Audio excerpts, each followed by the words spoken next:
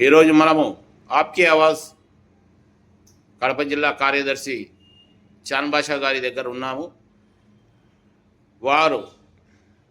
వారితో ఈరోజు మనము ముఖాముఖి చర్చలో ఉన్నాము.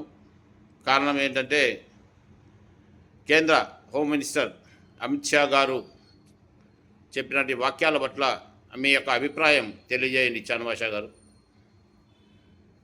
కేంద్ర ప్రభుత్వంలో ఒక అత్యున్నత స్థానంలో ఉండి హోమ్ మినిస్టర్ అంటే యావత్ భారతదేశానికి ఒక పెద్ద పీఠ, అది పెద్ద పదవి అన్నమాట. దేశంలో ఎక్కడ కూడా అశాంతి భావ జ్వాలం ఉంటే పోలీసులను రక్షణ బలగాలుగా అక్కడ దింపి లా అండ్ ఆర్డర్ని కట్టడి చేసే యొక్క పెద్ద పదవి అది హోమ్ మినిస్టరు. అలాంటి రాజ్యాంగం కూడుకున్నటువంటి రాజ్యాంగ పదవి అనుభవిస్తున్న హోంమంత్రి అమిత్ షా గారు బాబాసాహెబ్ అంబేద్కర్ గారి గురించి అలా మాట్లాడడం చాలా బాధాకరం.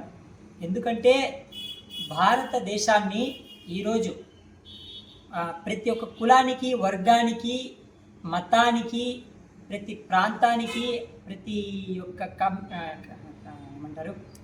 కమ్యూనిటీకి ఈ భారతదేశం ప్రతి ఒక్కరిది అనే రాజ్యాంగాన్ని రచించినటువంటి బాబాసాహెబ్ అంబేద్కర్ గారు అలాంటి రాజ్యాంగంతో కూడుకున్నటువంటి పదవితో మీరు ఈరోజు పార్లమెంట్ భవనంలో బాబాసాహెబ్ అంబేద్కర్ గారిని అవమానించడం చాలా సిగ్గుతో కూడుకున్నటువంటి విషయం. ఎందుకంటే మనము చదువుకునేటప్పుడు చూసాం, బాబాసాహెబ్ గారి జీవిత చరిత్ర గురించి విన్నాం.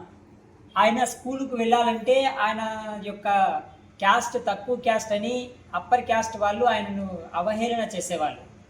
అలాంటి దుస్థితి ఎవరికి రాకూడదు అని బాబాసాహెబ్ అంబేద్కర్ గారు రాజ్యాంగాన్ని, ఈ భారతదేశాన్ని ఈ ప్రతి యొక్క భారతీయుడిది అనే ఒక విధంగా భారత రాజ్యాంగాన్ని రచించారు. ఇది ప్రజలందరూ గమనించాలి. అలాగే మా యొక్క డిమాండ్ ఏంటంటే అమిత్ షా గారు, మీరు వెంటనే బాబాసాహెబ్ గారికి క్షమాపణ అడగాలి. భారతదేశ ప్రజలందరి ముందు సమక్షంలో బాబాసాహెబ్ గారి గురించి మీరు మాట్లాడడం ఇది చాలా సిగ్గుమాలినటువంటి మాటలు. ఖచ్చితంగా మీరు క్షమాపణ కోరుకోవాలి. లేదంటే మేము తీవ్ర ఆందోళనలు వ్యక్తం చేస్తాం. ఖచ్చితంగా రాస్తా రోకోలు, బంద్లు కూడా పిలుపునిస్తాం.